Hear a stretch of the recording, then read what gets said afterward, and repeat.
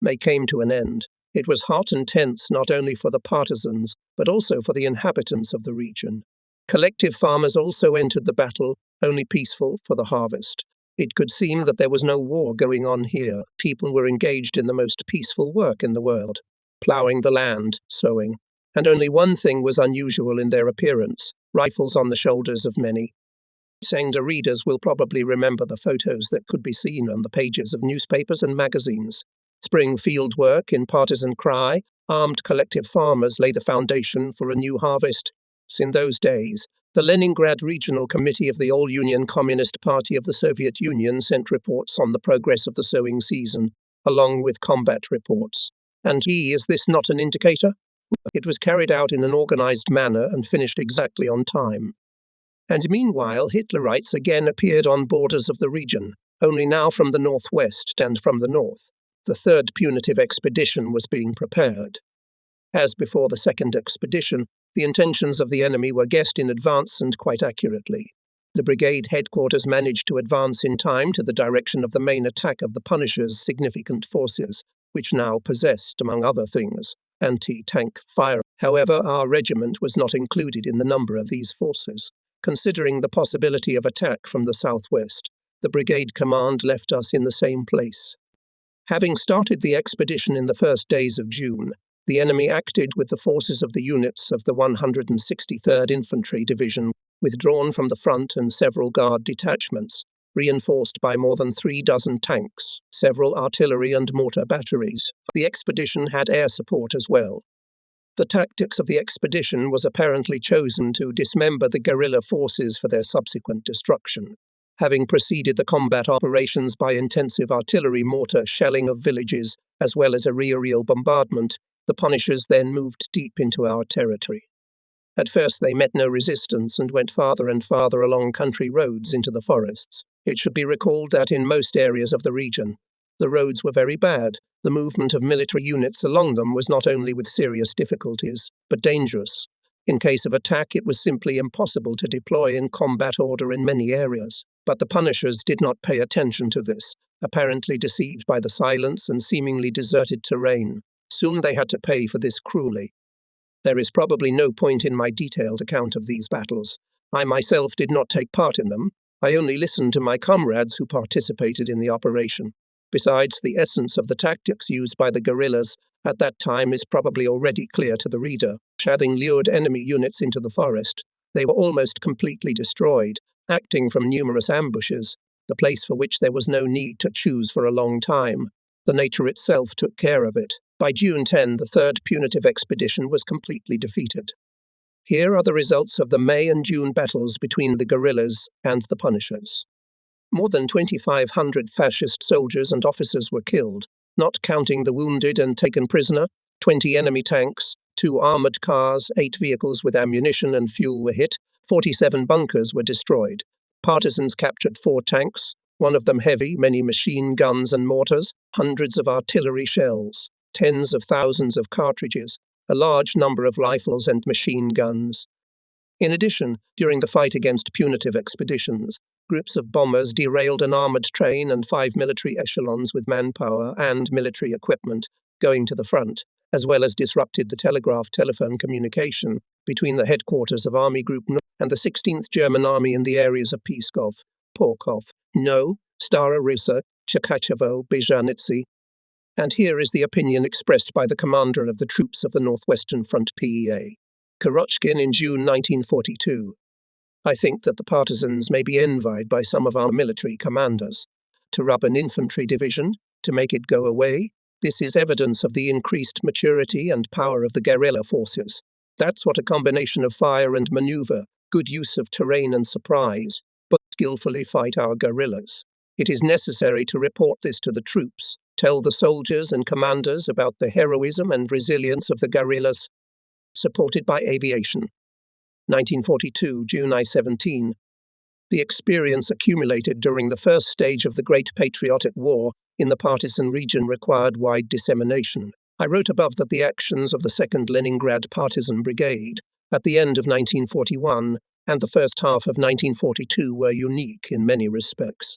High combat activity in winter, the variety of forms and methods of struggle, the very creation of the partisan region, and the most fruitful interaction with the local population that emerged on its territory, the significance of operations, and much, much more. The Leningrad headquarters of the guerrilla movement decided to use the accumulated experience throughout the region. To this end, brigades and independently operating detachments that were in the region were transferred to other areas for their development and organization of active partisan struggle with a broad front. The only exception was the 2nd Brigade, which was left in the guerrilla area created by it. Relocation of partisan forces was somewhat delayed because of the 2nd and 3rd punitive expeditions, but now, in mid-June, brigades and detachments began a gradual exit to develop new territories. Our Latvian comrades were also preparing to return to their homeland. We had already got used to each other. We became firm friends. In war, attachments arise quickly, and their durability is very great. The fight shoulder to shoulder makes them so, and it wasn't easy for us to part. But war not only brought people together, it had also separated them, for a long time, sometimes forever. And the most memorable raid was the operation against Hitler's garrison in the village of Brok, conducted on the night of June 11 by the forces of the detachment Brave with the support of aviation. The idea of this raid was born this way. Even before the beginning of the 3rd punitive expedition, on one of my usual visits to the brigade headquarters, the brigadier was holding a regular operational meeting. I stayed there late. Vasiliev offered me a place to stay for the night, saying that there was room in the hut, and at the same time we could talk without the usual hurry. Vasiliev was an excellent conversationalist. He easily created an atmosphere of ease. His wit and unexpectedness of judgments always gave pleasure. His knowledge and outlook allowed him not only to feel free in the secular part of the conversation, but also turned this conversation into an extremely interesting and useful for them. I remember we talked with him that night not only about partisan affairs, but also about our families, about peaceful life, about favorite books, films and theatrical performances, remembered good and bad people with whom life had brought us together, talked about valor and glory, talked about the future. And we didn't notice how the night flew by. But we were young then. Circumstances had accustomed us not to cling so much to sleeping at a fixed time. And we were never uncomfortable with nighttime conversation, especially if it was interesting. Of course, most of all, we talked about business. Vasiliev was interested in literally everything that was happening in the regiment, me and the smallest details of combat operations, and our plans, our troubles and difficulties, and people, they perhaps especially, and not only commanders but also ordinary soldiers. And here, somewhere in the morning, when the conversation was about something completely different, Nikolai Grigorievich suddenly said, "What if we try again together with aviation? A bombing raid and then our raid. Let's say, on Brok. How about?" I was thinking. I remembered the operation on Brok on March 8, 1942, when the aviation confused all our cards. After all, the premature attack of planes even harmed us. The unexpected escape of Hitlerites from the district center forced Medvedev's detachment to enter the battle on unprepared positions, to attack on the move, and as a result this detachment was almost completely defeated, and its commander and commissar were killed. And most importantly, the fascists managed to get out of our encirclement, having saved their main forces. And again, the main reason for this was the air attack before the deadline. We did not have time to completely block the ways of retreat of the enemy, and he took advantage of it. Interaction between guerrillas and aviation is a complicated matter. Where are the guarantees that the airplanes will go to the target exactly at the appointed time? Won't we encounter some new surprises? Maybe it's better not to complicate the operation and act on our own. Are you asleep? Vasiliev interrupted my thoughts. No, I'm thinking. What's there to think about? I'm telling you something. You can hit hard beautifully. And Belibelka? I asked. It wasn't smooth. And I shared all my doubts with him. Vasiliev was familiar with the operation only in general terms, but after learning the details he did not give up his idea, and moreover he made me a supporter of it. Any surprise? Said the brigade commander. Can be foreseen. We just have to try. And good cooperation is possible, there is no need to doubt it. We need to negotiate well, and about everything, about every little thing, about every eventuality. So you know what radio operators say? There are only two things wrong with the radio. Either it doesn't make contact where it should, or it makes contact where it shouldn't. That's the case here. What are we really afraid of? Either we don't start on time or we don't start on time. That's all. We could do it well. In short, we agreed on everything. And a few days later, Vasiliev said that the aviation is ready to support us. The exact date and time of the raid were determined. I gave orders to the regiment. We began. And finally, the 11th. As if by chance, the weather turned bad by nightfall. A light rain came down. The darkness was quite uncharacteristic for this time, and low black clouds pressed it down from above. Our men lurked in their original positions, waiting for the signal. Silence. An agonizing, long silence of waiting. And when the hands of the clock showed the appointed time for the appearance of aircraft, still heard only the rustle of leaves under the drizzling fine rain. A time had passed, and there were no airplanes. Was it worth it to make a garden? However, we can still wait. Taking advantage of such a night, we can raid the garrison with our own forces. But for that, it's better to wait another hour.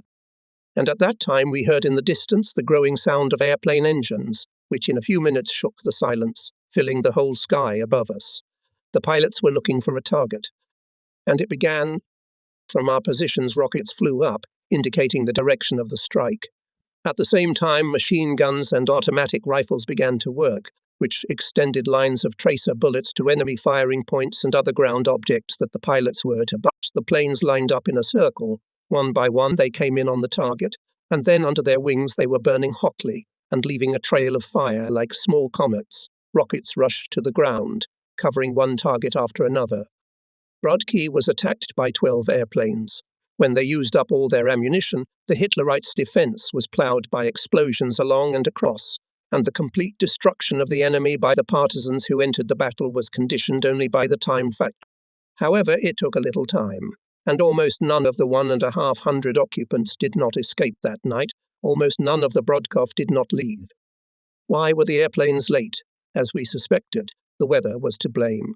It was bad not only at our place, but also at the place of departure. The airfield and its surroundings covered with dense fog, and any participation in the operation of aircraft, it seemed, and yet the pilots, led by one of the most experienced and skillful pilots, Captain Bogdanov, took their machines into the air. After leaving the battle, they provided the guerrillas with other assistance. The airplanes evacuated the wounded who needed urgent medical aid to the Soviet region. June 18, 1942, a special day in the life of the partisan region. It was not marked by unusual, long, memorable combat operations. All of them that day were rather distracting in nature and were not notable. Our regiment, for example, raided at once 4 enemy garrisons in the villages of Vysokoye, Gorodovik, Brodki and Lugoversta. Not as in other places, they were strikes, I repeat, distracting. We had the only goal, not to allow the fascists to interfere with the work of the first party conference of the brigade, which opened that day. It is this event that the day of June 18 is memorable. The conference was held in the forest, near the villages of Naidino and Paravici. The hall was a small clearing, the roof, branches of trees. Otherwise, there were no deviations from the usual order. 56 delegates greeted with applause the announcement of the beginning of the work of their highest party body, elected the presidium, for which there was a table covered with a red cloth in the clearing, listened to the report, participated in the debates. The results of combat and party political work for the first half of 1942 and the election of the party committee. The decisions of the conference on the first question aimed us at increasing the effectiveness of combat operations. It was said that it was necessary to master even better all kinds of weapons at our disposal, to disseminate more widely the combat experience accumulated in detachments and regiments, to better organize the training of new entrants to the detachments, to develop communication with the local population, to conduct even wider agitation and propaganda and political and mass work, to increase vigilance. As for the second issue, the election of the party commission, it was very interesting. The fact is that the political department of the Northwestern Front made a decision. All partisan communists of the region were henceforth allowed to carry party documents. They were to be issued by the elected party committee. Isn't it indicative? An army scout, leaving on a mission, gives all his documents to the commander. Other soldiers have them with them. And why there is such an order, probably do not need to explain. We used to be scouts. Now we are masters in the German rear. That's what the second question on the agenda meant. From our regiment at the conference was the secretary of the party organization of the detachment, Brave Alexeyev. But I will not tell about the conference in my own words. The party archives keeps its minutes. It and other documents adopted by the conference have been repeatedly published in newspapers and books. The best thing is to address the reader to them. It is impossible to overestimate the importance of the party conference of the 2nd Brigade. It is as if we have crossed some invisible line, leaving behind the period of formation and stepping into the time, which is most correctly defined by the words, the time of maturity. And having summarized the past, firmly knowing the goals and tasks set before us, we went forward without fear. As required by the decisions of the party conference, we began to pay more attention to the study and mastering of new weapons. More demanding to themselves became commanders and political officers. We carefully analyzed each combat operation, trying to learn a lesson from each tactical error or error in the methods of battle management. And there were mistakes. What a sin! And they were not so rare. The requirement to increase vigilance was not forgotten by us either. The decisions of the party conference were implemented in the most active and direct way. I do not want to be unsubstantiated, and therefore I will give some examples.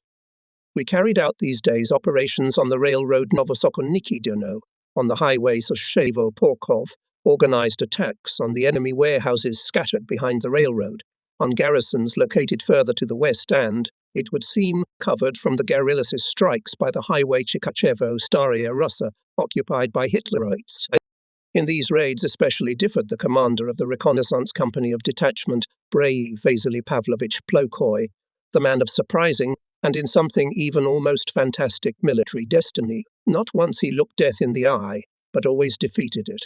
7 times he was wounded, 5 of them severely. A Leningrad resident, he is alive to this day, among his many military awards. The Gold Star of the Hero of the Soviet Union.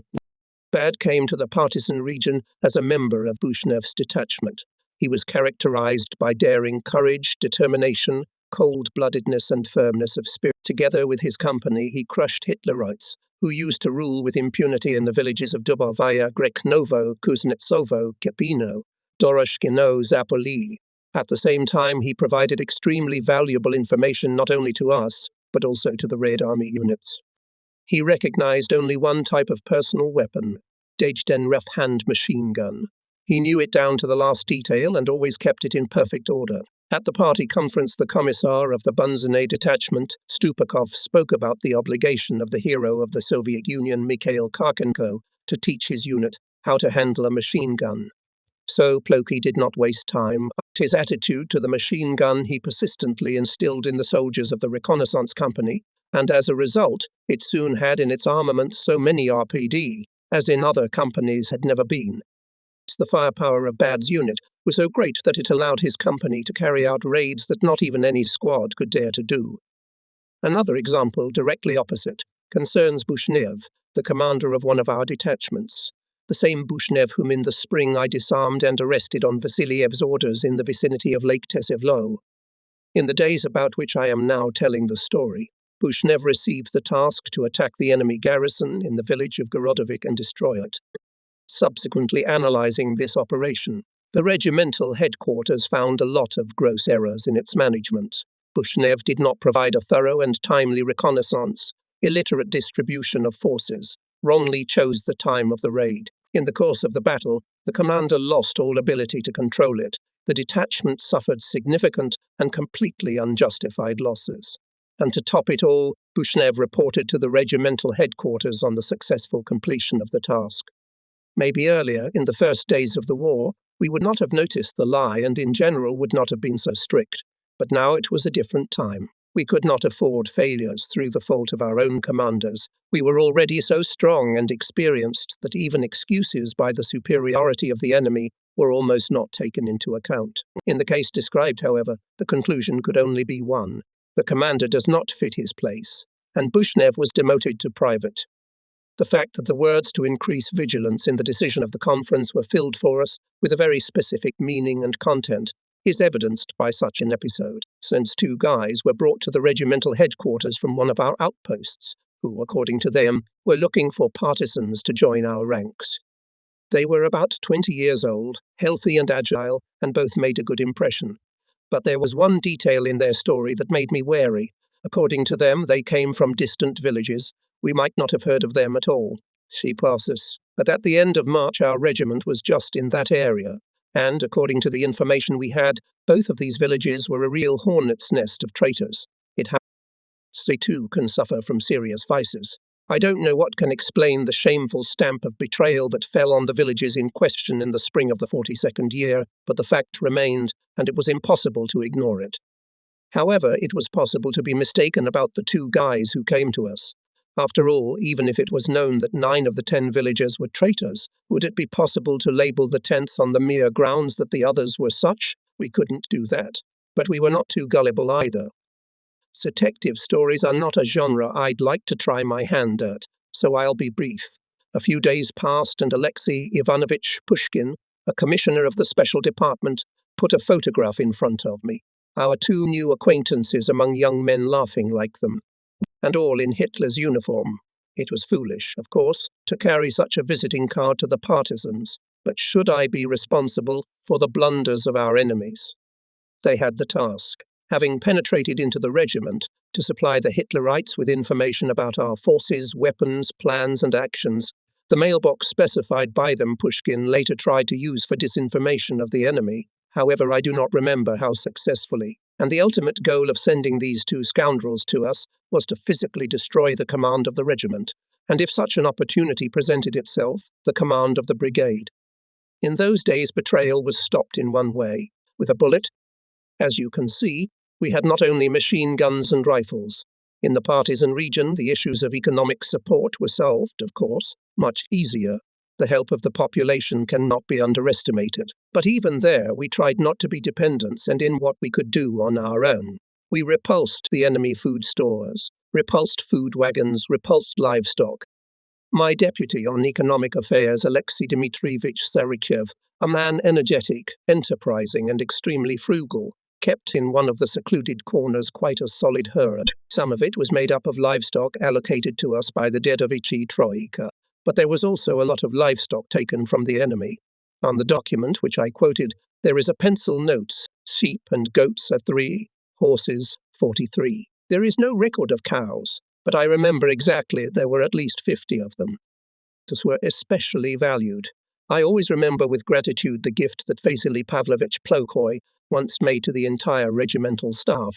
In the village of Kapino, he attacked Hitler's disengagement, defeated it, and brought beautiful riding horses, which he got as a trophy, to the headquarters. He chose the mare for me himself. It was a young, tall, slender and graceful beauty possessing, besides all her other virtues, a remarkable indifference to shock. I taught her not to be frightened even when I had to fire a machine gun directly over her head, holding the barrel between her ears, which were sensitive to any rustle, and at those moments were as if covered with absorbent cotton. Having repulsed the 3rd punitive expedition, the partisans of the region were not deceived about the intentions of Hitler's command. We were sure that the invaders would continue to try to destroy the Soviet area in their rear, and therefore prepared in advance. One of the measures in case of new attacks on the region and our possible failures was the creation, by order of the brigade headquarters, of a network of caches to preserve the stocks of weapons, food, ammunition, and uniforms. Very few people knew about these caches. In our regiment, for example, not to mention the ordinary partisans, not even all the employees of the headquarters. We laid 3 caches. In one, weapons and ammunition. In another, winter uniforms, skis, part of weapons and ammunition, and part of grain. And finally, in the 3rd, and if the first cache was relatively simple, thickly greased and appropriately packed weapons and ammunition were buried and carefully camouflaged in one of the secluded corners of the forest, the other 2 caches were much trickier. In a remote place on the edge of a swampy and difficult-to-pass through, there was an abandoned house with a good, dry and very spacious cellar. This cellar became our second hiding place. Having loaded it to capacity, we covered the hidden things with a layer of straw, then with a layer of spruce lapnik, then with a layer of earth, a layer of logs, and again with earth. This layer cake reliably protected the hiding place from fire. We burned the house itself. No one could think that under the charred ruins there was a whole partisan storehouse hidden. We mined the approaches to both the first and the second cache. Stakes with signs were stuck into the ground, warning in German and Russian about a minefield that did not really exist. If we take into account that both in the first and in the second case the area around the hiding places could not be of any interest for Hitlerites, it becomes clear why they never appeared. Looking ahead, I will say that at the end of the 42nd, already commanding the 1st Separate Partisan Regiment, I led my men to the cache in the basement of the burned house. We were worn out in the campaign, we were on starvation rations, we were running out of ammunition, and the cache did its job, giving the regiment back its strength. And we buried our main stores of grain. Buried. The third cache was equipped in one of the village cemeteries. Deaf at night, a group of partisans under the leadership of Sarichev dug a huge grave here, reinforced its walls with boards and covered it with grain covered on all sides with straw. Several fresh mounds with wooden crosses and fictitious surnames on plaques remained on the surface. Another important date for all of us was approaching. August 1 was the anniversary of the formation of the 2nd Leningrad Partisan Brigade. This day is also considered to be the anniversary of the partisan region. The reader may remember that the brigade was formed not in the Soviet rear, but here on the territory that had been conquered from the fascists by that time by uniting the first partisan units of the Purkovsky, Daisky, Didovichi, Pozerovitsky, Slavkovitsky, Soshikinsky and other districts. Thus, the holiday was double and prepared for it both the inhabitants of the region and its defenders. Socialist competition both among partisans and among collective farmers went in those days under the motto of a worthy meeting of the anniversary. I will quote a few documents.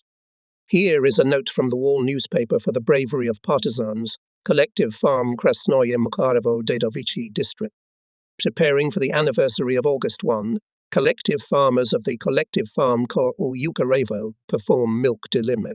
85 Nosova Elena, 75 Nova Antonina, 75 Nosova Olga, 75 Dmitrieva Alexandra. Follow their example. It's all for the front, for the speedy defeat of the enemy. And in the same days approximately, the commissar of our regiment reported to the brigade headquarters. All the soldiers are now burning with the desire to meet the anniversary of the guerrilla brigade with high combat successes. Every 10 days in the regiment, in detachments, in companies and platoons summarize the results of the competition. For these 29 days ahead goes detachment Sedov. The vast majority of partisans cheer for the combat deeds of his detachment. Many are daily interested in how many exterminated fascists his detachment, his company, platoon, department, especially well unfolded competition in the detachments Sedov and Brave, and it is quite understandable. Brave in June received a transitional pennant of the Central Committee of the Komsomol, and now it overtakes the detachment Sedov. Regimental command every 10 days gives an order on the results of the competition, which shows the best fighters, company, platoon, squad and squad. In addition, the best fighters are thanked and given gifts. In this political report, as well as in others, Kazakov indicated the names of many distinguished guerrillas and among them Semen Yakovlevich Osipov, who killed on the hunches only for the first half of July 26 Nazis, Alexei Ivanovich Ivanov, 20, machine gunner Alexei Osipovich Minakov, 17, political officer Boris Nikolaevich Titov, who led a group of bombers let down an enemy. Titov went out at night from July 15 to July 16 on the section of the railroad, which the Nazis considered safe, because the nature of the terrain almost completely excluded the possibility of a stealthy approach to the roadbed. Here the partisans have never committed sabotage, but that's why the combat operation in such a place promised success. Echelons were going at relatively high speeds, and a successful explosion could not just stop one of them and let it go down, and Titov decided to take a risk. His group laid 3 controlled fuses under the track at once, expecting to explode the most powerful of them under the locomotive, and the other 2 under the cars. They waited for a long time. Several trains were let through, seeing that they were not interesting as objects of sabotage. Finally, when it was already dawn, the partisans saw a passenger train heading towards the front line.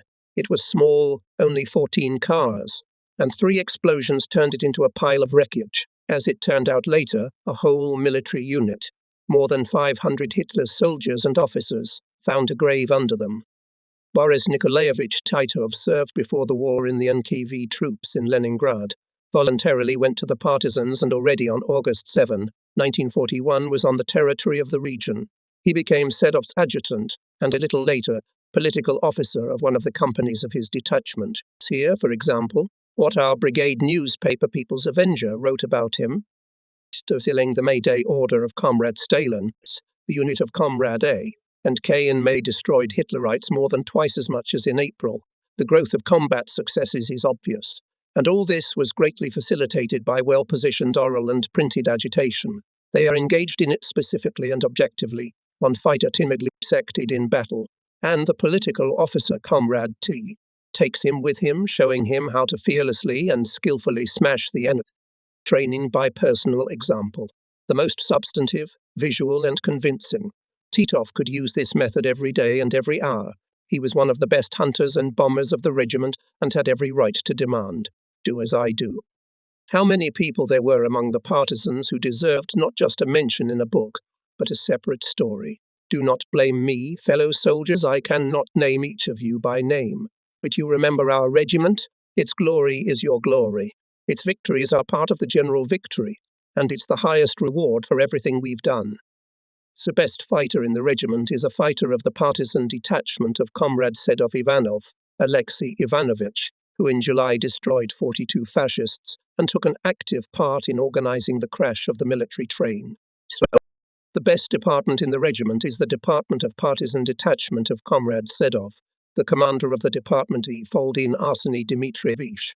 For the month of July, the department destroyed 261 fascists, took part in the organization of the wreckage of 2 enemy echelons. The best platoon in the regiment, a platoon of partisan detachment of Comrade Sedov. Platoon commander Nikitin Nikolai Sidorovich. His platoon in July destroyed 3 2000 fascists, let down an enemy military train. The best company in the regiment is a company of partisan detachment of Comrade Sedov.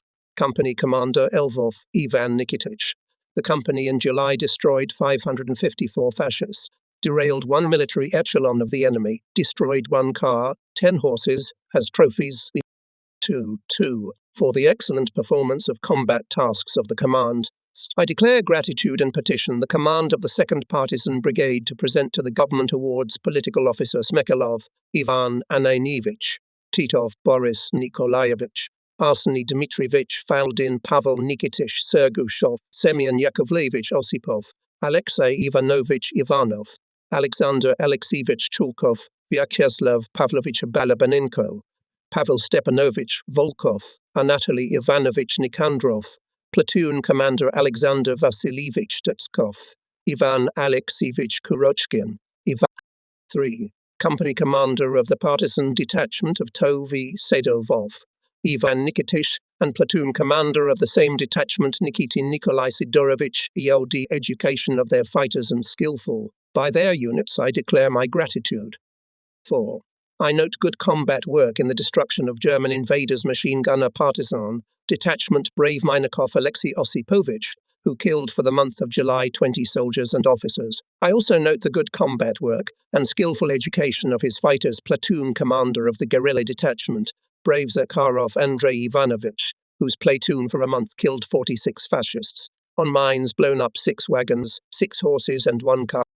At the end of July, the detachment of NWNA, Sedov left for the fulfillment of the task of special importance. At that time, very few people were privy to the essence of the case. Sedov's combat task was set and explained by the brigade commander himself. Special secrecy was observed. The detachment was to march to the section of the Kyiv highway between Luga and Pskov, planned by the brigade headquarters, to take control of all cars passing along it and try to capture the traitor Vlasov, the former commander of the 2nd Shock Army, who together with it got surrounded near Novgorod, defected to the enemy and later became the organizer of the infamous Row, an army of traitors and traitors like Vlasov. This operation was not even developed in the headquarters of the brigade. It was led by the Leningrad headquarters of the guerrilla movement, and more than 1 detachment of Sedov took part in it. However, the operation was not successful. In those days, to capture Vlasov failed. In May 1945, on the territory of Czechoslovakia, the remnants of the Row were defeated. Vlasov himself was captured by Soviet military intelligence, tried and executed on August 1, 1946. But Sedov's detachment did not waste any time. Several successful ambushes on the highway were organized. Telephone communications were broken in many areas. The railroad bed was undermined at the crossing of the railroad at the sections Kyiv, Porkhov and Plotovets, Sodoma, and several warehouses with military equipment were destroyed. On July 18, the regiment received replenishment. We were assigned a small detachment of Gorky Komsomol members who had just arrived in the region from Valdai. The commander of the detachment, Konstantin Alexandrovich Kotelnikov, and 4 others had managed to fight by this time. In the partisan group, created from the fighters of Gorky fighter battalions on the Western Front in the beginning of 1942, for successful fighting behind enemy lines. All of them had government awards: KAA, Kotelnikov, Puterev and A, Order of the Red Star VP Presnyakov, Medal for Bravery, I. Kozlov, Medal for Combat Merit. The other 47 people had no combat experience, had only a short-term training in a partisan school in the Vladimir region. So the age of the soldiers of the detachment fluctuated between 18 and 20 years, and only Kotelnikov was an old man. He had already turned 26. The detachment was sent to the Northwestern Front by the central headquarters of the partisan movement and the Central Committee of the Komsomol. We placed the new arrivals in the village of Kishi, not far from the detachment brave. Neighborhood with one of the best units of the regiment was, in our opinion, to benefit the newcomers. The Gorkovites were almost immediately included in active combat operations. At that time, there was no time to get excited. We were expecting a new punitive expedition, were preparing for hard fighting, and therefore wanted to give our new comrades an opportunity to sniff the powder in advance, in an environment less difficult than the one we expected in the future. In one of the villages not occupied by us on the section of the squad brave came the pilot of a German airplane shot down over the edge. He was making his way to his own and was almost at the target. Nearby, in the villages of Kverbaradovo and Chernetsovo, stood Hitler's garrisons. Of course, collective farmers at once informed about it to partisans. Several women ran to Alexeev and told him about the guest and that he was now sleeping in one of the village huts. Alexeev sent a group of his men, but they failed to capture the pilots. He noticed the approach of the partisans, opened fire with a machine gun, shot back as long as his ammunition allowed, and put the last bullet in his forehead. The collective farmers remembered this incident for a long time. After all, if the pilot had not come to the village, and almost certainly he would have reached his own. So we should be more attentive in the forest and in the field. We should look more carefully on the sides. Who knows? There might be someone else hiding nearby. Soon the collective farmers did find another pilot in the forest, and this pilot could well have died at the hands of the partisans or shot himself, just like the first one. But it would be a misfortune, because hidden in the forest was a gunner radiator from the crew of the burned Soviet bomber. And the case was like this. Late in the evening of July 21, Kazakov, Stepanov, Volintsev, Tedzgetkov and I were sitting near the headquarters hut. When there was such an opportunity, we always gathered before going to bed somewhere on a stump and talked for a long time, smoked, remembered the past, thought about the future. That evening I remembered exactly because, firstly, it was exactly 1 year and 1 month since the beginning of the war, and we talked about it too. And secondly, because we were spending the last hours in Zeleny Klin. The day after tomorrow, the headquarters had to move to another village, Podluplenik. The evening was warm and very dark. Dense thunderclouds were looming from the southwest, and one could feel the approach of a thunderstorm. Distant thunder was already occasionally rumbling in the sky, and lightning flashed. We decided to wait for the beginning of the downpour and then go to bed. But in the meantime we talked quietly, glancing from time to time at the sky and anticipating the relieving feeling of the moment when the heavy pre-thunderstorm atmosphere would be discharged in rumbles, flat streams of rain. At first quietly, and then more and more powerfully, somewhere behind the clouds the airplane engines hummed. A thick rumble came in waves and went to the west. Apparently, it was our long-range bombers. We knew from the newspapers that Soviet pilots make night raids on objects in the deep German rear. The planes were coming in echelons. In the dense darkness behind the clouds they could not be seen, but the hum of the engines testified that there were many of them. Once again lightning flashed and thunder struck close already. "Look," shouted someone. But we all turned our heads in one direction. From the black belly of the thundercloud came a fireball rolling down an invisible mountain slope. Tentacles of flame separated from it, forming a short but wide glowing trail. The plane fell, according to our assumptions, somewhere in the vicinity of Nilitsi. A deafening explosion pushed the ground, threw a torn cloud of fire into the sky, and everything went quiet. We could hear only the sound of the engines of the cars going westward. To the place of the fall of the airplane galloped a liaison officer. from the wreckage of the car was determined that it was indeed a Soviet bomber. Apparently, at the moment of impact with the ground on board was only one person, but to establish who it was impossible. A very strong explosion. The rest probably escaped by parachute. In the morning, the collective farmers found the body of the pilot in the field. The dome of his parachute had burned in the air. It was evident from the slings, charred at the ends. The hands of the clock, stopped at the moment of impact with the ground, showed the last hour, minute and second of the life of the deceased. He was carrying identification. We found out that he was a navigator, but I did not remember his surname at that time and, for some reason, did not write it down anywhere. Apparently, it was done by the commissar. Everything was already ready for the burial of the remains of the dead pilots, when from the detachment Brave received information that forced the funeral to postpone. 8 kilometers from Ginilitsi, collective farmers, picking berries, noticed a man hiding from them in the swamp. They passed by as if they saw nothing, but returning home immediately told about the unknown to the commander of the same partisan detachment, Brave Alexeyev.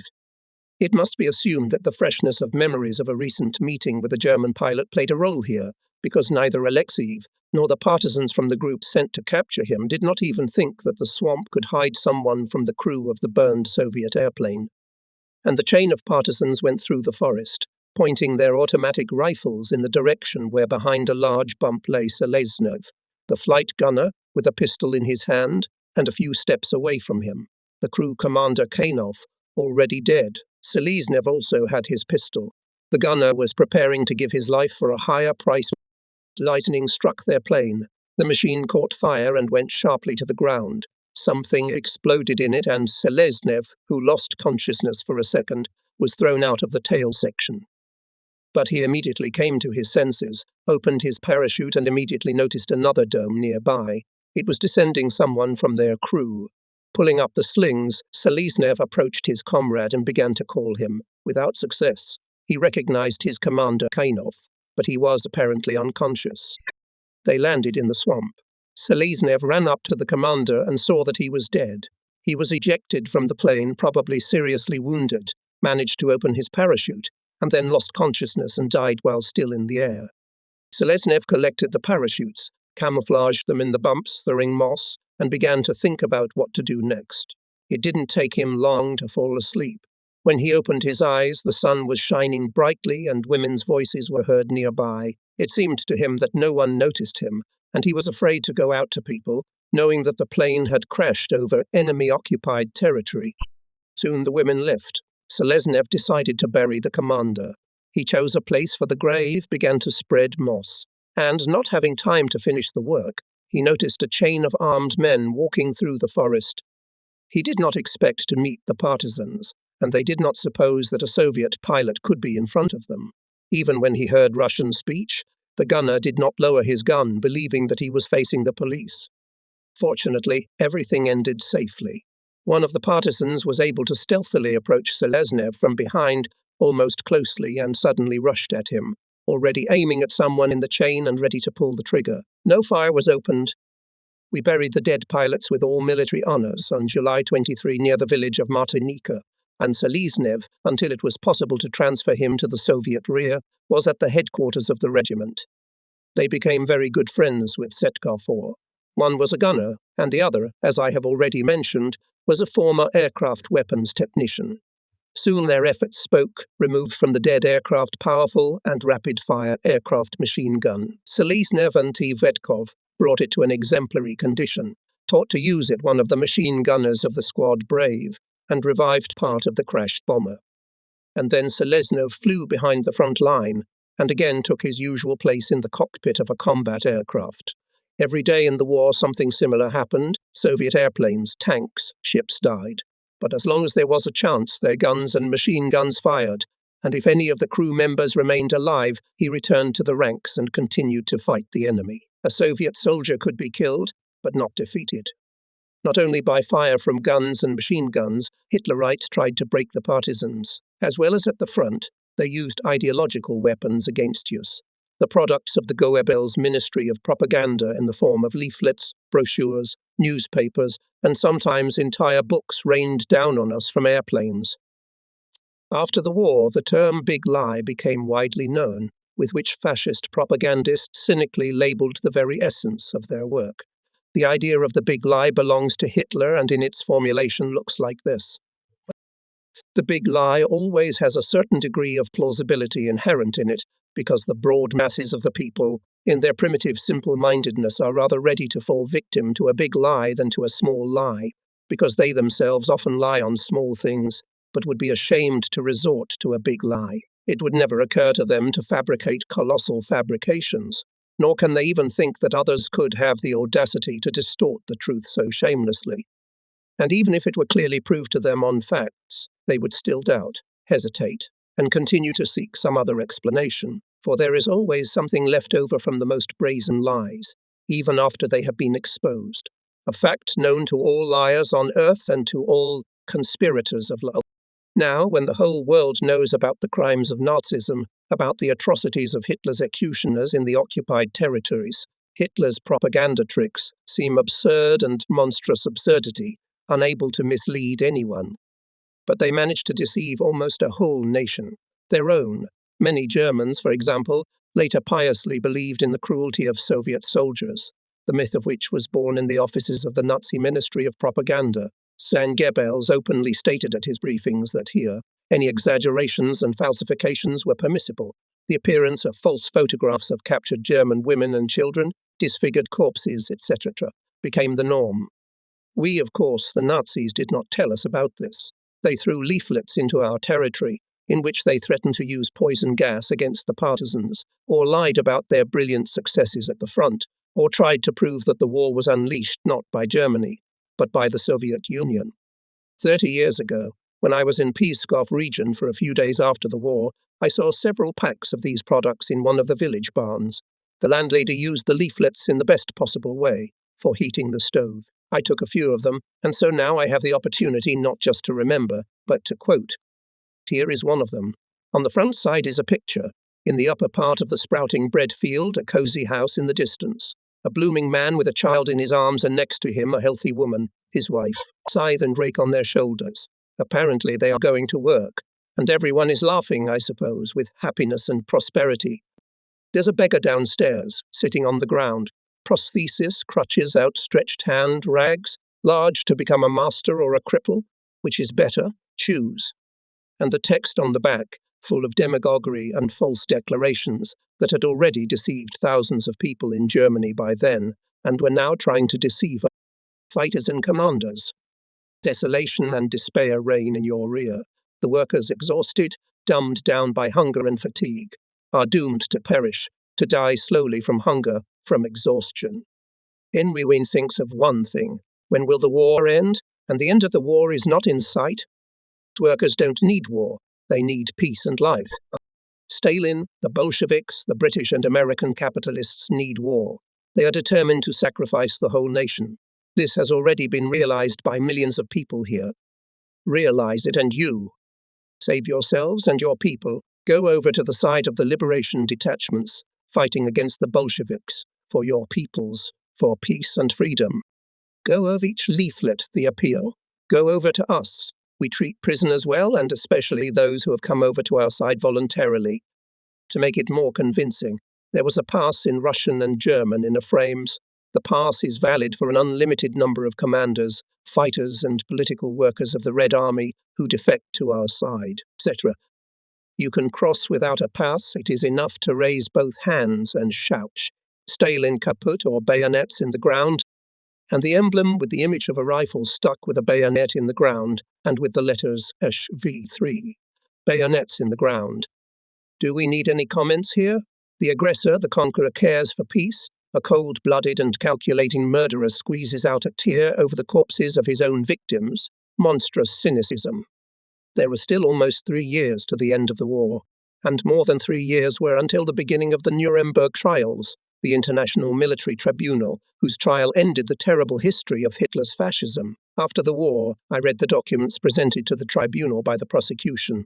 I read and remembered these leaflets which called on Soviet soldiers to surrender and promised them almost paradisiacal benefits. From the order for the 60th German Motorized Infantry Division, No.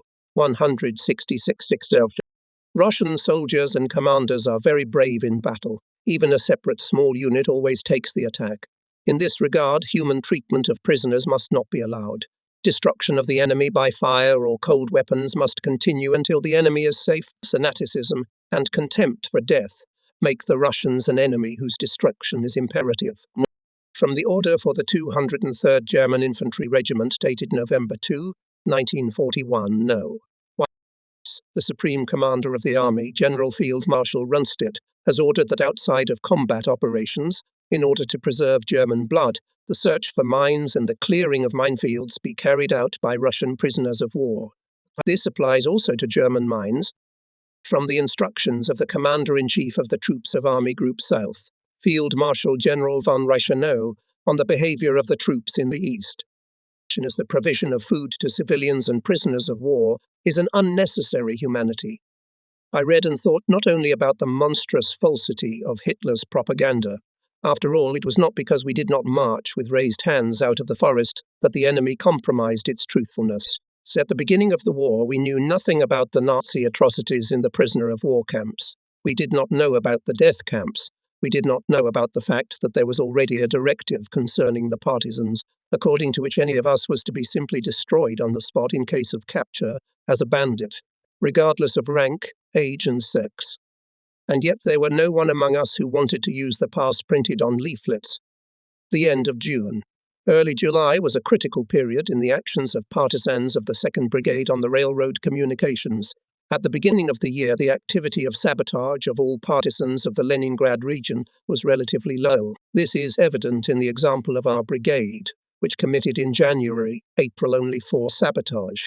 However, in the following period, fulfilling the order of the Leningrad headquarters of the partisan movement, the brigade became noticeably more active.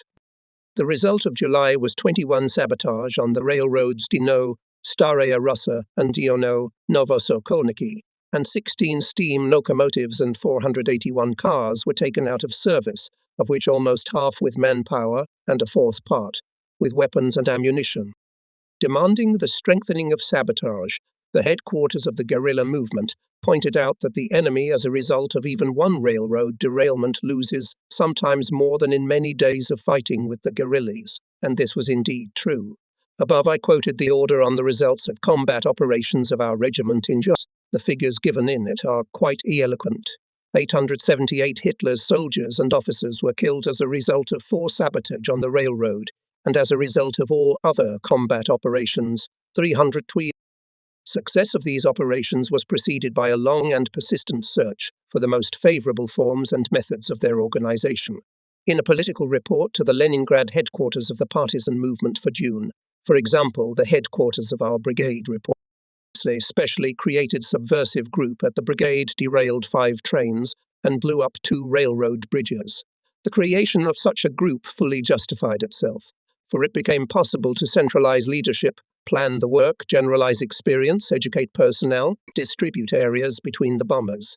When the regiments were in charge of this work, there was a diversity in the work. Different people went to sabotage, people from different regiments went to one site, interfered with each other, and the work as a whole slowed down. However, by July it became clear that one sabotage group for the entire brigade is clearly not enough. Without violating centralization in the management of sabotage, Vasiliev decided to create sabotage detachments and groups in each regiment. At an operational meeting held specifically on this occasion, the brigade commander, as always, clearly, concisely, and very clearly set us the task. In brief, it boiled down to the following. In each regiment was created one special sabotage detachment of 80 to 100 people. These detachments were to have 10-12 groups specializing in the subversion of echelons, and up to 10 groups specializing in the destruction of telegraph telephone lines of communication. The number of soldiers in these groups was not to exceed 5 men. In the squads should be enrolled only volunteers and only from among the best, distinguished in skirmishes with the enemy partisans. All the personnel of the sabotage squads had to undergo a course of special training on the program, which we were all given, categorically forbidden to send sabotage squads to other, not related to their direct assignments. The purpose of the whole brigade was to paralyze the movement of any trains on the railroads on the sections Kov, Porkoful, Staraya Russa, and Lokhya Dino Soltsi. Each regiment was assigned certain combat zones. We, for example, were assigned the area between the stations Lokia and Plotovets. Formation of detachments and training of saboteurs should have been completed by August 1. On the night of August 3-4, the sabotage groups were to leave in accordance with the schedule to their areas and begin active operations. It is interesting to note that exactly 1 year later began the famous Rail War, a massive operation of Soviet partisans led by the central headquarters of the guerrilla movement, deployed simultaneously throughout the Soviet territory occupied by the enemy and entered the history of the Soviet guerrilla movement, one of the brightest pages. On July 28, a sabotage detachment in our regiment was created. I appointed Vasily Pavlovich Ploki as its commander and Ivan Anivich Smekalov, about whom I've already told above, as its commissar. These were the people, better than whom anyone could hardly cope with the organization of the special detachment's actions. However, both of them were in charge for less than 2 weeks. A tragic and ridiculous accident cut short Smekalov's life, and Plokoy, having received a severe wound, was evacuated to the Soviet rear, and none of us doubted that he would never be able to return to the rank. But about this later. Not far from the regiment headquarters, in a dense forest near Podluplenik, there was a temporary camp of the sabotage detachment, equipped specially for training partisans. The organization of the training was undertaken by Mikhail Viktorovich Stepanov, the chief of staff of the regiment, in the past, as I have already said, a military engineer roader.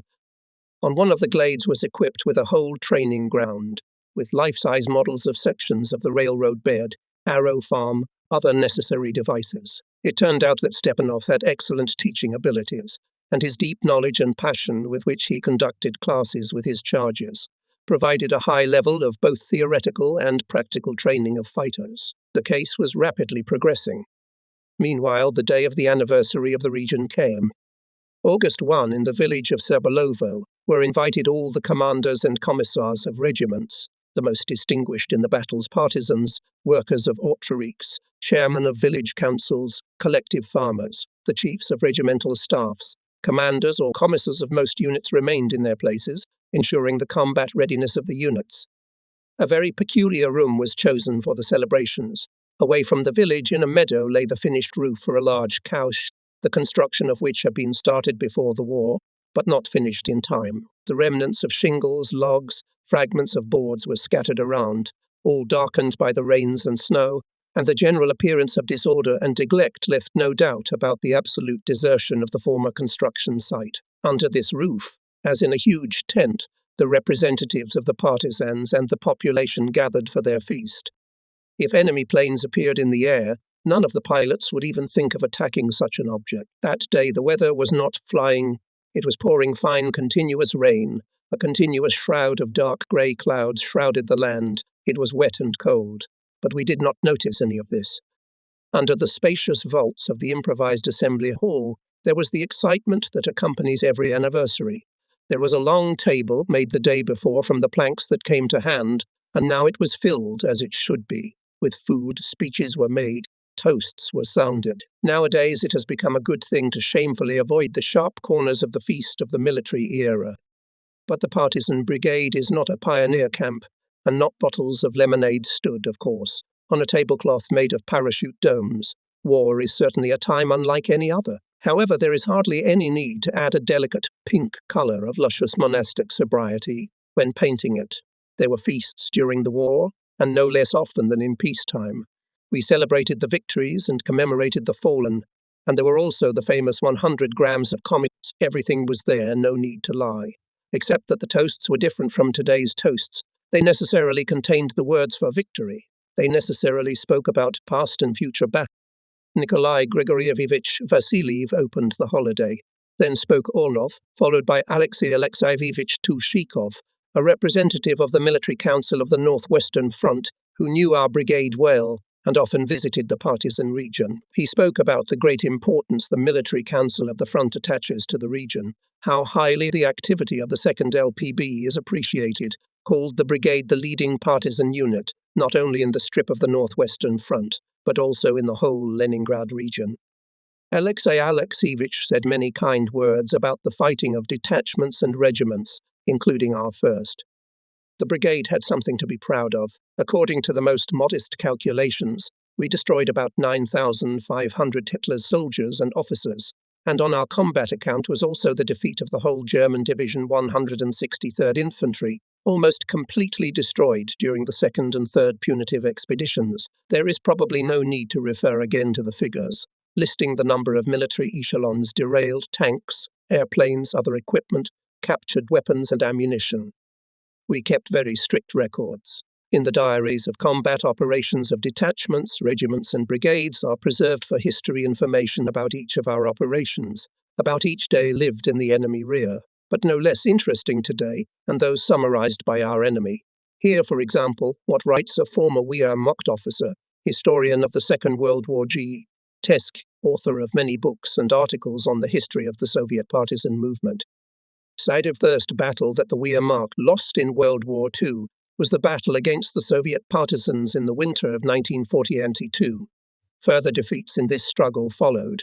They consisted mainly of the fact that from the very beginning the initiative was with the partisans and remained them until the end of the war. But not only victories were talked about at the celebration. We knew that for almost a month and a half Hitler's command was preparing a new punitive expedition.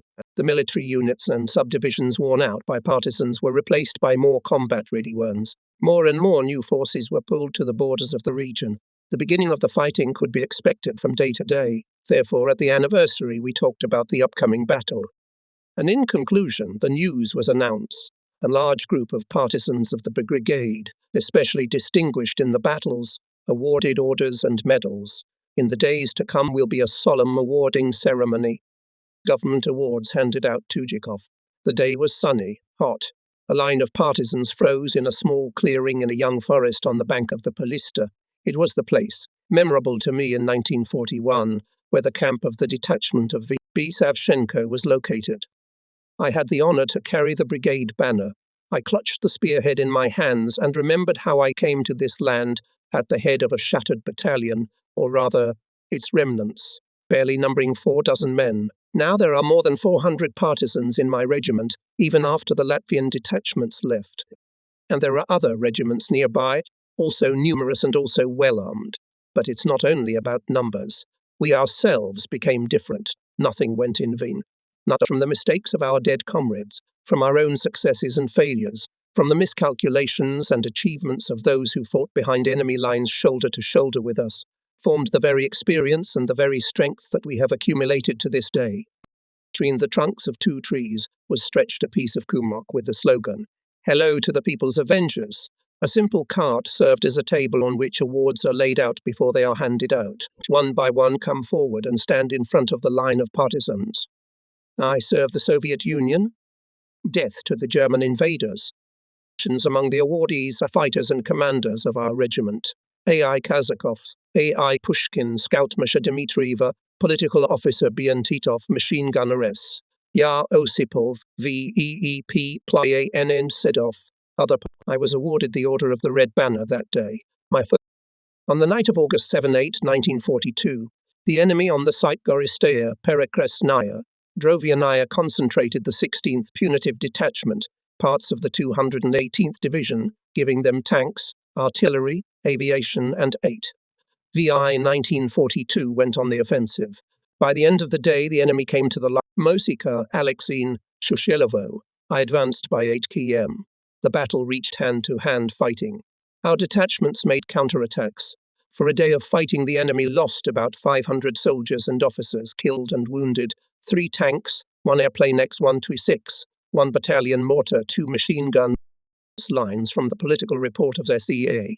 Orlov to the Leningrad headquarters of the guerrilla movement recorded the very beginning of the heaviest and most persistent battle, which lasted more than a month. It rumbled over the partisan region, then flaring up, it seemed, to the limit, then quieting down for a while, to then explode again. How many lives it took, how many people were maimed, how many civilians were deprived of shelter, forced to hide for months in the forests and swamps. It was the 4th punitive expedition of Hitlerites against the partisan region. The enemy did not count with losses. He introduced new units into the battle, did not spare neither his soldiers nor equipment, digging into our territory. On his way he destroyed all living things, burned villages to the ground, mocked civilians. As it turned out later, the enemy this time threw against the guerrillas much more forces than ever before. The expedition involved the 218th Infantry Division, the 4th SS Barrier Regiment, the 16th Punitive Detachment, a Special Armoured Unit 3AA, various parts and units pulled from Stara Russa, Skov, Dainio, Veliki Luki, Kolm, as well as parts of the 8th Panzer Division brought into the battle a little later. In fact, Hitlerites moved against us the whole 39th Army Corps. By this time, the general situation on the fronts of the Great Patriotic War began to develop again, not in favour of the Red Army.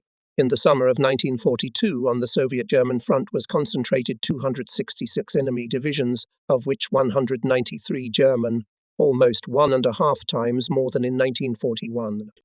Not daring to conduct an offensive on the whole front, Hitler's command concentrated its troops on the southern wing, creating here a preponderance of forces. Sevastopol fell. The Soviet armies were defeated at Kharkov. The situation in the south was becoming threatening. The enemy seized the initiative here. His strike groups were rushing to the Volga and the Caucasus.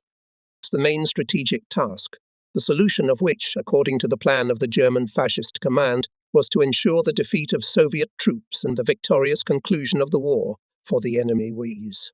In the north, to achieve the fall of Leningrad. In the future, it was planned to strike the main blow in the south, to destroy Soviet troops west of the Don River, to seize the oil regions of the Caucasus and the passes over the Caucasus Ridge, and the capture of Stalingrad to cut Soviet communications on the Volga.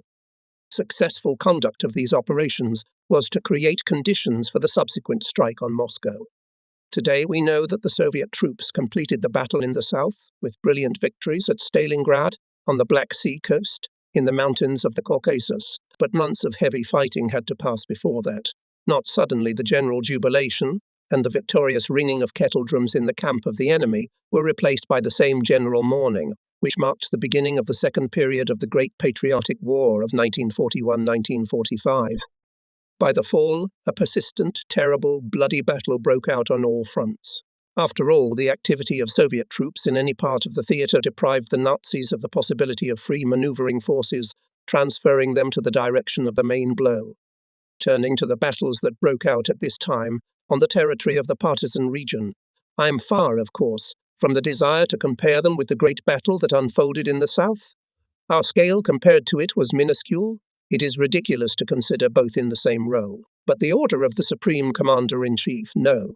227 of July 28, 1942, directly concerned each of us, and the essence of this order was summed up in 3 iron words: not a step back. By the beginning of the fighting in the region had concentrated significant partisan forces. The 1st and 4th Brigades returned from raids near Pskov and Purkov and entered the battle. The 3rd Brigade came. Thus, together with ours, they became 4. The Military Council of the Northwestern Front sought to regularly supply us with weapons and ammunition, but the battles were so hard that the 500,000 cartridges delivered from the Soviet rear were enough only for 3 days, and their transportation to the region became more and more difficult every day because our forest airfields were gradually falling into the hands of the enemy. I must say that on the section of my regiment for quite a long time the Nazis did not even try to start hostilities. They attacked on the edge of the superstitious direction, then led an offensive from the east and, finally, from the south. But on our side everything was quiet, and this, despite the active actions of our sabotage groups, completely blocked the railroad on the section Lokya, Dino, and inflicted tangible damage to the enemy. Here are the records from the Journal of Combat Operations of the regiment.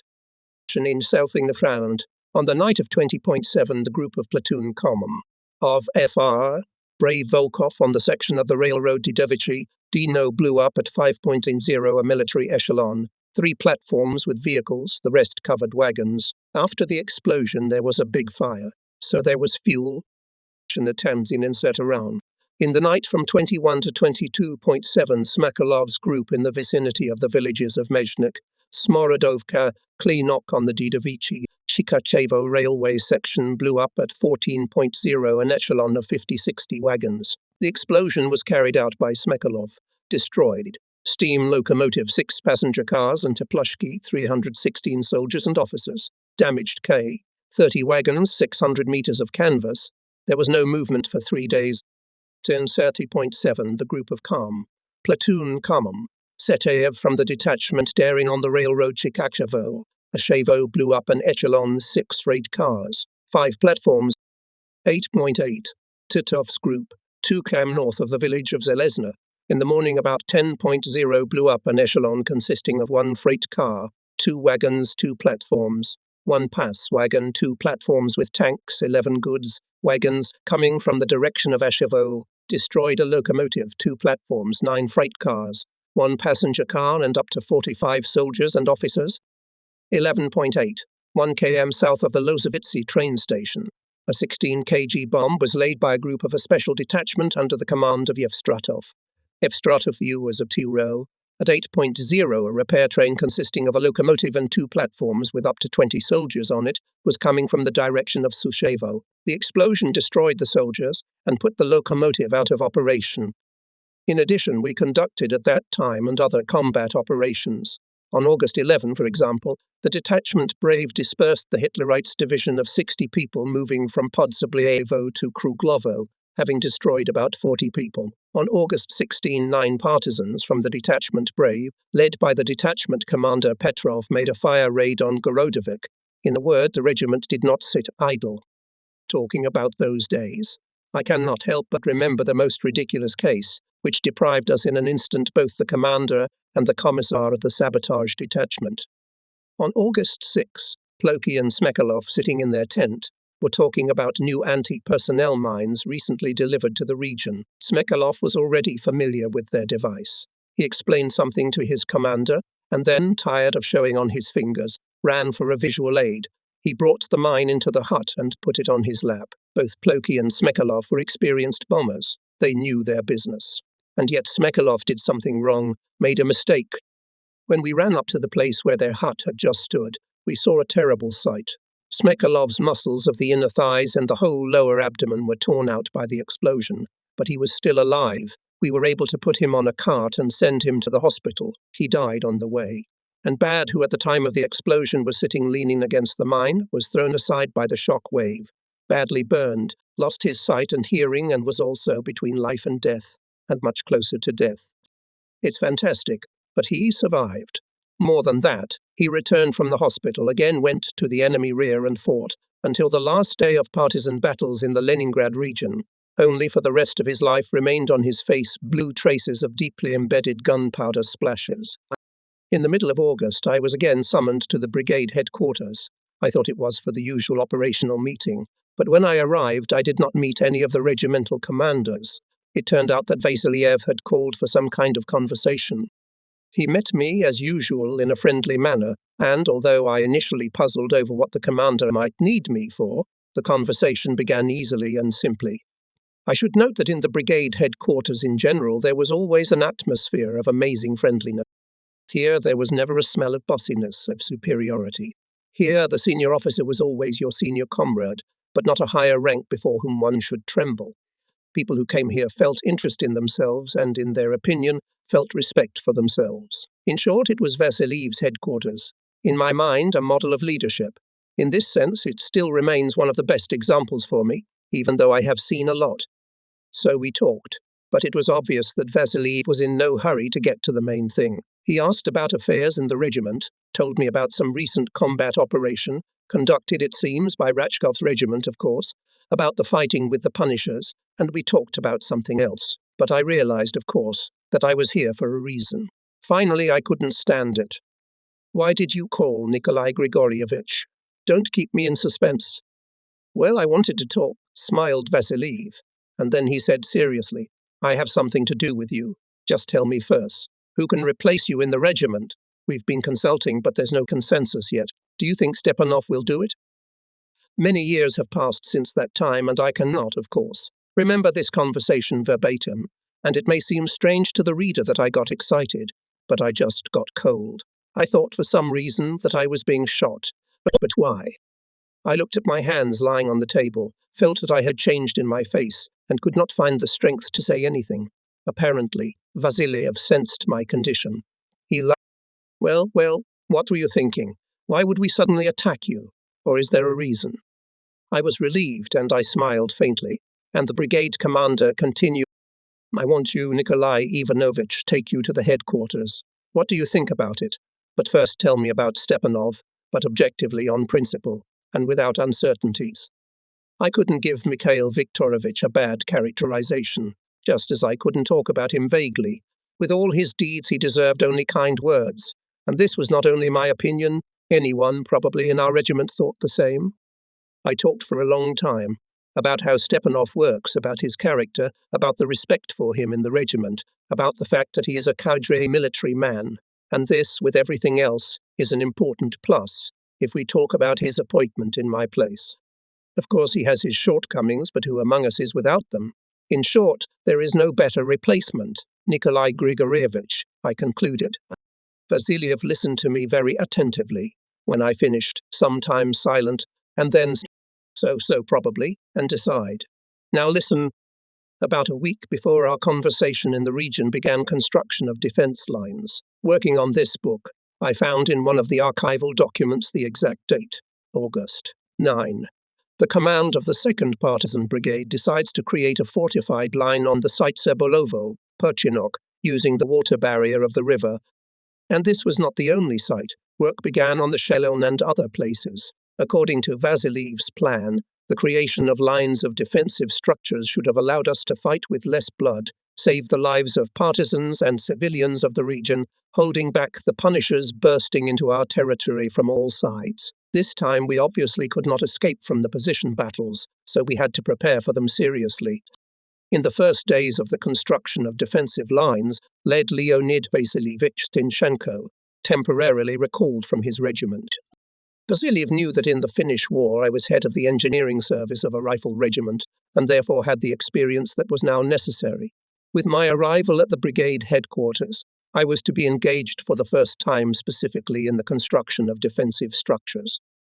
I understood that it was impossible to refuse the brigade commander's offer. The importance of the started work is obvious. It must be brought to the end, and not just dig trenches, but to conduct serious engineering work. Chinstained is evidenced at least by such figures. Only on the lines of defensive structures created on the Shelony River, in addition to numerous trenches and guard cells, were to build 39 firing points, 10-1 Ambrazioni, 14-2 Ambrazioni, 13-3 Ambrazioni, and 2-4 Ambrazioni. All this required experience and knowledge. I possessed them, so I had no right to refuse. But in the meantime I had become a combat commander. I did not want to go to the rear, even if it was a job of special importance. And my regiment, I could not even in my thoughts that I would ever part with it. What to do? To make a long story short, I finally concocted such a proposal. I was recalled from the regiment temporarily to fulfill the task of the brigade headquarters. Stepanov will temporarily perform the duties of the command. Well, and then we'll see. I tried to somehow buy time. Vasiliev liked my proposal because he could, without risking anything, check his choice. And so it was settled. Together with the adjutant, the same irreplaceable Tetkov, having in hand received in the headquarters of the scheme of defensive lines, I went to the place. Time at my disposal was very little. Even a small detour of 14 kilometers to visit my regiment. A radiogram was sent to the regiment, and Svetkov and I, having ridden along the forest roads for 15 kilometers, having visited the chairman of the Didovichi Organizing Committee A, Teritsenko in Kruglovo, and having agreed with him on cooperation, literally barely got off our horses, we started to work. It took almost 3 days just to get acquainted with the lines of fortifications under construction. I tried to get a detailed idea of each, even the smallest section, examined each firing point under construction, each trench, each guard cell. Along the way, more and more new ideas were born. For example, several firing points, the construction of which had already begun, I decided to turn into false ones, choosing more convenient places for the real ones. In some places I had to adjust the tasks assigned to the collective farmers working on the construction, who had no idea, of course, how to build pillboxes and bunkers. They knew how to plough the land. They knew how to cut down a beautiful hut, but it was the first time they were engaged in such a work as now, raising or deepening, enlarging or remodeling embrasures, strengthening planking, reinforcing walls, clearing firing sectors, carefully camouflaging firing points, ensuring their all this required a lot of time, and there was very little time left for sleep. In addition to what was envisioned by the headquarters plan, I wanted to build several such firing points, which few people in the region knew about at that time. I myself did not meet them often, but I studied them conscientiously. In the Finnish War, I had to deal with their destruction, and I was convinced of how difficult it was. They were also called digits, but that is not quite right. A dot is a tree-ground firing point. These ones, on the other hand, were wood-ground stone. It is easy to build them, but they are exceptionally stable, difficult to destroy even by direct artillery fire. The largest logs are used to chop the walls. About 1.5 meters away, the second outer log cabin is put. Openings for embrasures and exit slits are sawn through. Then both logs are slightly deepened into the ground, and the space between the outer and inner walls is filled to the top with stones mixed with earth. Then the ceiling is built, planking in several rolls, and all this outside is covered again with stones and earth. It turns out to be a construction, outwardly very similar to a huge anthill. It remains to dig a passage of communication, to clear the sectors of firing, to carry out camouflage. And the bunker is ready. Try to destroy it. If such a structure is installed on the edge of the forest, which provides good camouflage, if it is supported by special firing points that provide cover from the flanks, the invulnerability and durability of the defense site becomes obvious. And several such firing points were created. One of them stood, for example, near the village of Nivki, the same village from where on March 5, 1942, the convoy with food for Leningrad residents started its way. All those who worked at the construction realized very well how important what we were doing was. We worked from morning till late evening, and I don't remember that we had to push someone, to talk about someone's bad faith. Everyone tried to do everything that was in his power, so the work was carried out quickly and qualitatively. Their results can be judged by such, for example, a small episode. Once Stepanov and Kazakov came to visit me, we talked about business, about life, and then they both asked me to show them what was being built here. I agreed, we got on horses and rode to Mukari. It was already 200 meters to the village when Stepanov, who apparently was eager to see the bunker. So where is your fortress? Admittedly, I decided to show them the firing points not only to satisfy the curiosity of my comrades, but also to check once again how well the objects were camouflaged. So I answered Stepanov vague, and you find Mikhail Viktorovich, and pointed with his hand the approximate direction. We let the horses go by step, and there was enough time to have a good look at the terrain. But neither Stepanov nor Kazakov saw the bunker. We were getting closer and closer to it. Here it was 50. When Stepanov finally saw what he was looking for, he was amazed. The bunker stood in a completely open place, in one of the village vegetable gardens, and yet it could be detected only from a very short distance. Everything was exactly the same in front of the anthill in Nivki. I could once again rejoice at the well-done work. And a few days later Vasiliev came to take the finished objects. He had come to us several times before, looked at how the work was progressing, and usually praised us. We waited for the arrival of the brigade commander with joy. Everything was done to the best of our ability. Nothing but praise was expected. In other words, the hour of our triumph was come. But the triumph did not turn out, and it was not that Vasiliev was dissatisfied. On the contrary, he liked everything, and he did not hide it. But what he told about after he accepted the objects left no room for joy about his own successes. And Nikolai Grigorievich told about the situation that had developed by the end of August in the region. I did not suppose that our affairs are so bad. The enemy introduced into the battle by this time such large forces that to resist them with each hour became more and more difficult. Our subdivisions withdrew gradually under the blows of the enemy to the depth of the edge. Almost all our airfields fell into the hands of Hitlerites. Delivery of weapons and ammunition from the Great Land stopped. It became impossible to evacuate the seriously wounded. She suffered heavy losses, and though the enemy was seriously damaged, for 3 weeks of August the Punishers lost more than 3,000 soldiers and officers only killed. It did not change the matter. Hitlerites could, replenishing the losses, introduce all new divisions into the battle. We were deprived of such an opportunity. We had to prepare for the very last, the most undesirable outcome, in which the edge. For a while, of course, partisans could be left. Such an outcome is not yet predetermined. There are still fierce battles, but the Otroiks have already been instructed to organize forest camps, which could hide from the enemy locals. Vasiliev was not confused. As always, he was calm and firm, as always, soberly analyzed and assessed the situation.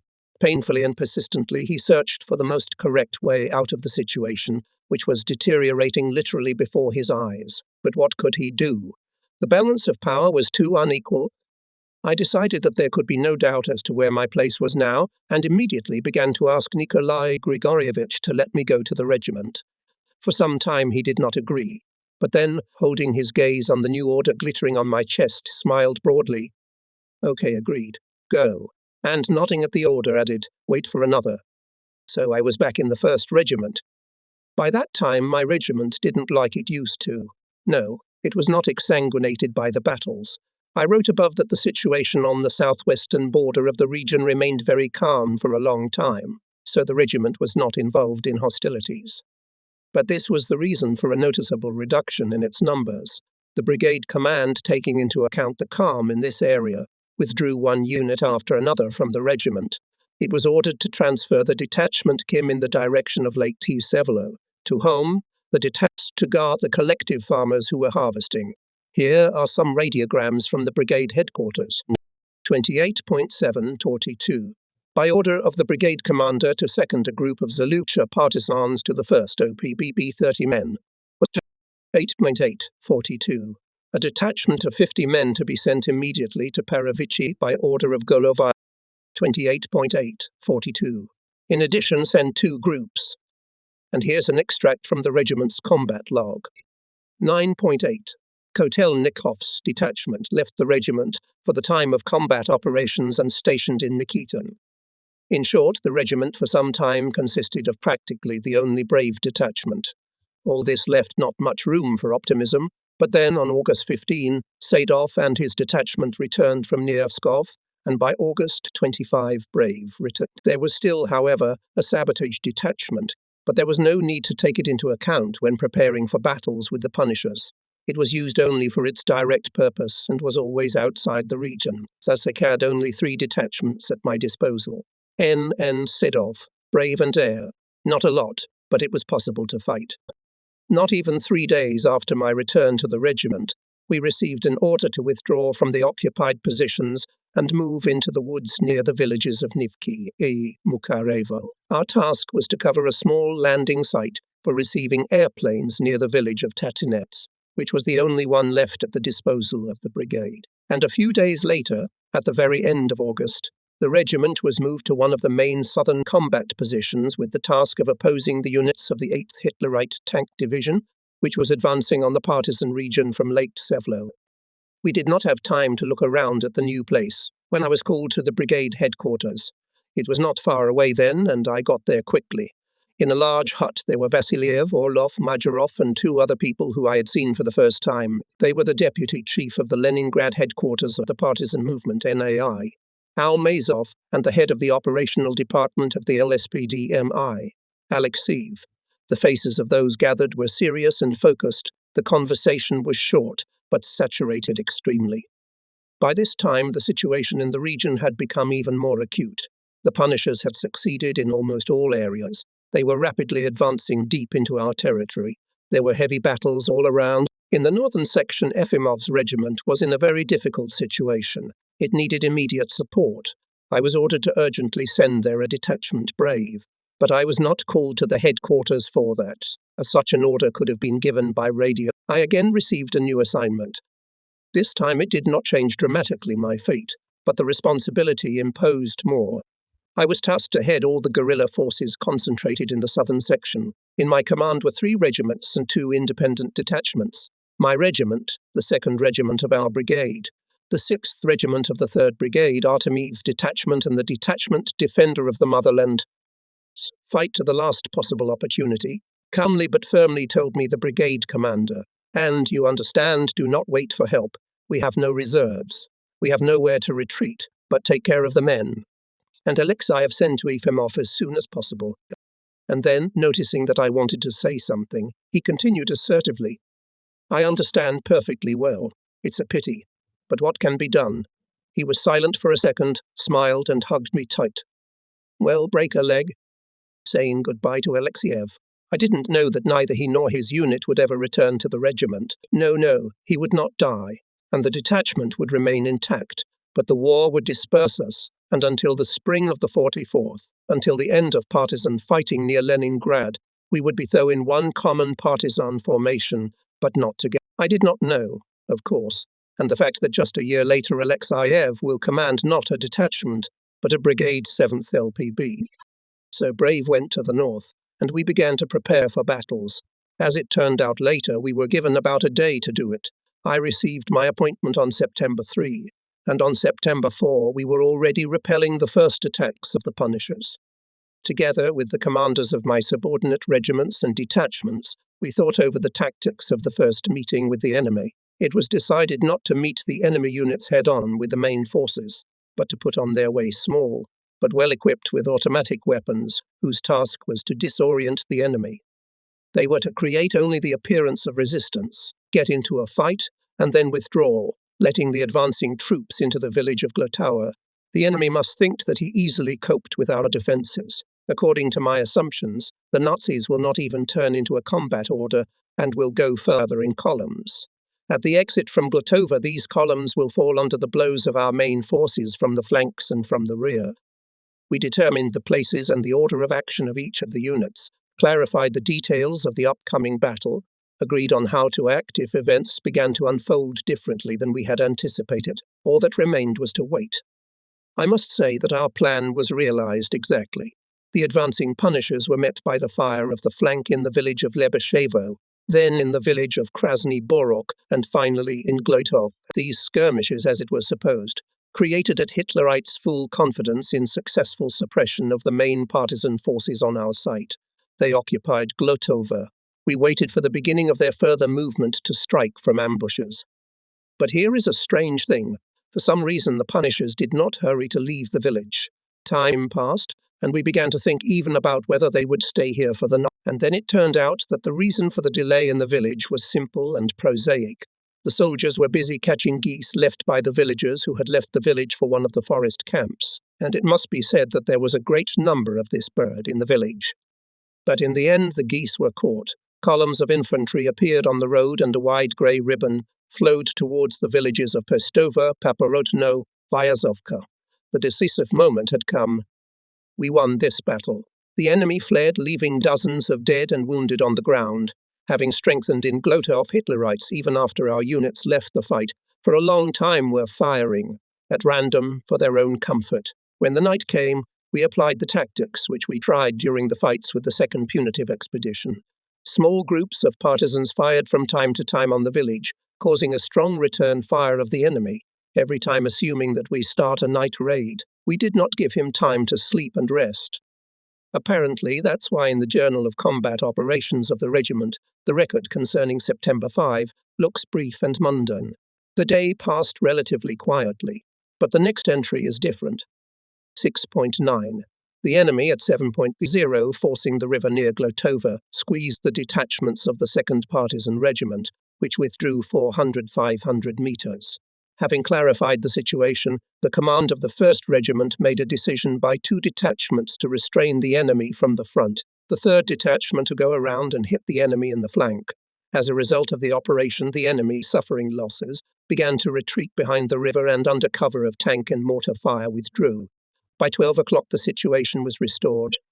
Meanwhile, the Punishers launched a decisive offensive in other directions. They sought to make a final strong blow from the area of Lake Polisto, and at the same time went at last from the side of Chihachevo through the southwestern part of the border of the partisan region, which had been denuded with the departure of our regiment. True, as it became known, the Hitlerites moved with great caution, apparently fearing partisan traps. But it did not change much. Our regiment fought in the southern section. The way from Chihachevo was open. There was a threat of capturing all partisan forces in a tight ring. Squeezed by superior enemy forces, the regiments of our brigade, exhausted by a month of fighting, suffered irreparable losses, slowly retreated on all sides to the village of tanks of the 8th Panzer Division of the Germans, using the roads suitable for their advance, began to flow around the looming ring of encirclement, creating an additional armoured ring against which we could no longer resist. The climax of the battle was coming. On September 7, the Punishers occupied Malaya Sloboda, Giniayatsy, Zeleny Klin, Nivki, Kruglovo, Serbolovo, Vyazovka, Paportno Pestova, Ukushino. Thus, the ring of encirclement was almost only the 6-kilometre stretch between the villages of Glotova and Pestova remained unoccupied, but it could not play any role. I received the order to concentrate all units of the southern defensive section in the area of Contempt. At 22 o'clock the order was carried out. And at about 1 o'clock in the morning, I was summoned by the brigade commander. The situation requires a breakthrough of your regiment to the west. Under Purkov? Not now, sadly, but firmly said Vasiliev. If under Purkov will not be fixed, go further, under Strugi Krasny. Perhaps you'll meet Herman there. He and his brigade went to those areas. Other units of our brigade were given the task to break out of the ring. Only the headquarters with the 3rd Regiment remained in the region. Our regiment started to raid.